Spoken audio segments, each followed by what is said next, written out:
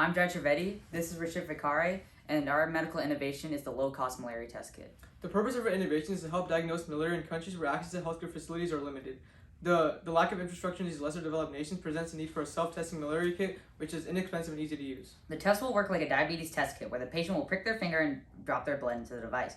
It will use a luciferase enzyme called TG23, an enzyme that produces bioluminescence and will be used for the identification. The TG23 luciferase plasma will be injected into the erythrocyte ghost that have surface proteins identical to that of P-phalsarcum using electroporation. This erythrocyte loading method can be achieved by a new inexpensive patent called the ElectroPen.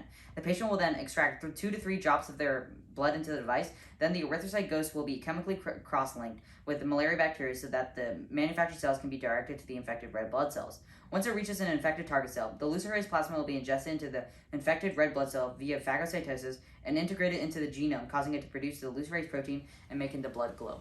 Thank you for listening to our presentation.